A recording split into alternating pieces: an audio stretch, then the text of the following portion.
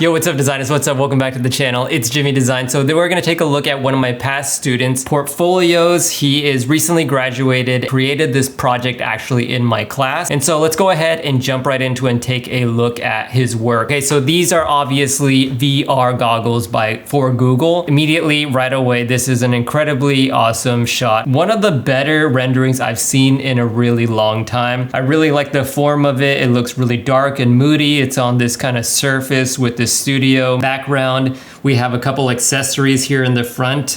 These are controllers, I imagine, where you put it on your hand. But just look at this design, look at this rendering. It just is super freaking nice. We have this kind of like speckle spot kind of a texture on the plastic parts. And then we have fabric material that's kind of integrated all around this with some panels of plastic that are making up most of this design here. And this is just a really super nice shot. Like, you can't deny this kind of a rendering right here. I think it looks absolutely incredible. Personally, I think this is too much text. This image also is not that great. It's a little bit too noisy, a little bit too grainy, and it just doesn't look very pleasing. Lighting isn't nice, you know, it's just not great. Like, jumping from something like this to something like this is quite a drastic change of quality. I would definitely go back and revisit this page and make it look a lot nicer. So I like this page here. It looks really nice. It looks pleasing. There's a lot of negative space. You know, there's an image of the user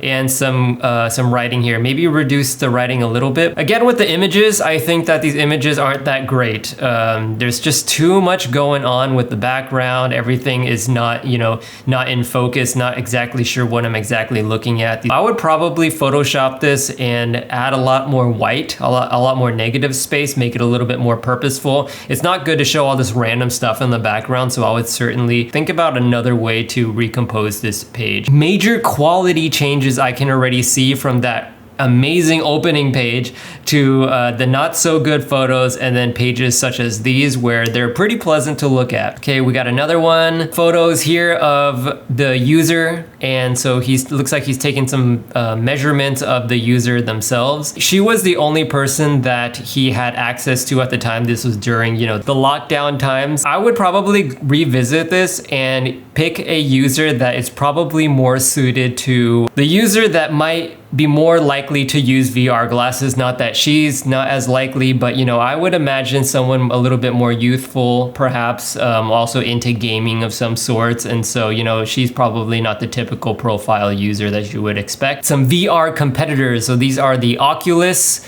Quest 2s. All of their pros and cons. Really like how this page is laid out. Look, these ones actually look a lot similar to the design that he ended up with. He's taken some inspiration from these, you know, especially with some of this organic shape here, as well as how the controller works at wrapping around your hand. It's always good to also kind of study what products are already out there so that you can study them, see what's good and what's bad about them. Try to improve on what's already out there. That's the whole purpose of redesigning things and making them even better, right? Inspiration page. Really like how he actually laid this out. There's no gaps in between the images. All the alignment looks good. Nothing really sticks out to me too much. There's 3 rows too, so one main, one middle, and then the far left. So I really like the composition of this page. It looks super nice. You know, lighting could be better. The images could be a little more consistent. Grain in the wall looks a little bit too noisy. You know, whereas something here where the noise doesn't quite stick out quite as much. Also, this one looks more of a cool gray, and then this one's yellow, and this one's a little more neutral. I'm trying to focus on the product, but immediately I'm just looking at these nails. Again, like I said, try to pick a model that is more suited. Breaking down some of the anatomy of what VR headsets are, such as the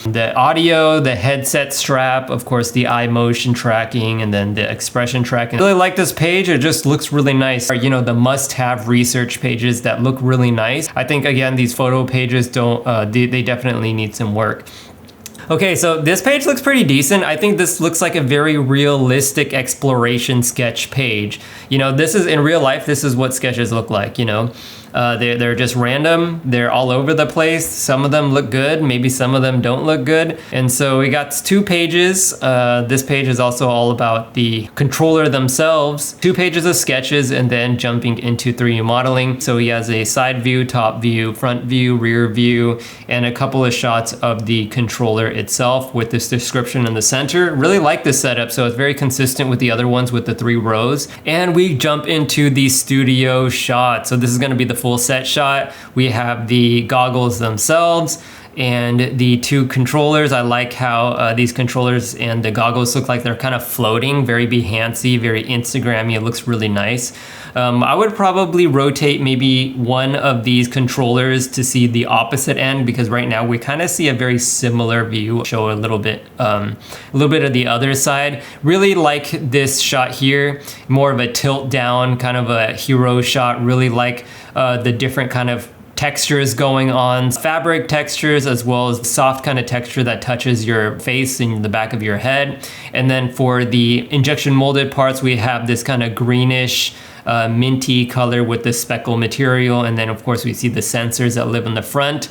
And then this kind of circle branding that lives in the back. We have a rear view showing the inside. So some of the fabric looks pretty nice. The interior looks really good. I think that this line here is a little too sharp, but no big deal. You know, you could either Photoshop that. Down at the bottom, you could see the facial expression tracking. That's pretty cool. And then, so how he's able to call all these things out, he has this circle and then an angled line with straight line and then with title as well as body text. Close-up shots are good if whatever you're showing is detailed and nice and focused. I don't think this is very detailed. It's definitely nice, but it's not focused. And so I'd probably figure out exactly what you're trying to show and pick a better angle at this, because you know it looks like the circle is on the far left, almost coming off the page, whereas you know, like if this is something that you're trying to really zoom up on and show, I would probably center it onto the screen rather than have it kind of almost cutting off onto the page. He's trying to show the attachments. It looks like a ball, a spherical joint that attaches to the headband itself as well as the ear cup. Everything is very organic, but then there's this very geometric cylindrical shape, which is, you know, unique, and it's also memorable at the same time, so I'm digging it. The render looks really good. Fabric looks really nice. It looks like all of this is fabric, but then this part here, it just looks a little bit too boxy, and so I imagine that how this would be constructed is the fabric would be wrapping around. So a lot of this would be really soft. Right now it looks like it's plastic that is rendered with a soft material. Looks like to be a USB integrated battery charging Type-C cable. This LED light I feel like would be a little bit kind of difficult to see actually. And so it'd probably be better suited in a different location, or like maybe if the rear Google logo lit up or something like that. I would probably zoom out just a little bit. I know this is trying to show some zoom close-up shots, but I think it's just a little bit too close and too zoomed to where it's kind of just difficult to understand exactly what I'm looking at. Or maybe a solution would be to show a smaller image of it just like down to the left here of the whole thing. Here's another kind of too close of a shot. These parts here are not too interesting to look at. They're kind of just blank and white and it looks overblown and there's not a lot of detail to them, so I probably wouldn't have zoomed in so close. Jumping into color study, all these look really good. I like the 3 rows just like he did with the other ones, now showing like this brown color, this red color, this white color. Really nice shot here. Really like this. Of course, you want to always show your designs being used, and so this would be kind of like a real world situation of how the design would look on the user, and he did a great job photoshopping this onto this person here. You know, it's always difficult to find the right photo to use in your portfolios, and it looks like he did a great job. Nick here, his superpower for design is definitely his rendering and his form development. On a desk here with all these other devices, what I'd probably do is maybe even blur all of this out. Like you can blur it out and still kind of understand what's going on in the background, and then all the main focus would be on your design itself. The actual prototype, the model, so this is always good to show employers. It just shows that you know how to use 3D printers, that you know how to paint, you know how to assemble stuff, you understand how things are put together. These random sheets of paper down below aren't doing it any justice, as well as this kind of yellowish background. You know, I'd probably either just Photoshop it or really spend my time to retake these photos in a better kind of studio environment and Photoshop some of these like imperfections out as well. Like sensor that sits right here, it's like right dead set in the middle, so my eye is just literally drawn right to that thing. The craftsmanship isn't quite there, so you don't have to go back and actually fix your model, but just go back and try to Photoshop and make this area look nice, and you know, take out some of this kind of like imperfections in the paint. I think Nick's superpower is in his rendering and not quite in his photos. So this portfolio is so close to being a rock star portfolio if the photography can actually be improved. This shot actually is really nice. This is a good shot. It's well lit. It's very clear on what you're trying to show here. This is a great shot. This is some good framing right here. Like some of those images were a little bit too zoomed in, but this one is, I think, just right. Really, really nice finishing shot here. Similar to his opening shot with the front view. Now it's more the rear view. I kind of almost want to see more of these. If you can just sprinkle in some more of these type of renderings throughout the portfolio, I think that this portfolio would be extremely great. Like a lot of employers would be really impressed by this. Thank you so much, Nick, for allowing me to review your portfolio. Also, guys, if there's anything else you'd like me to talk about, leave it all down in the comments. Also, hit that thumbs up button if you like this video. Also, hit that subscribe button if you haven't already. All right, guys, my name is Jimmy Design, and I'll catch you in the next video. Peace.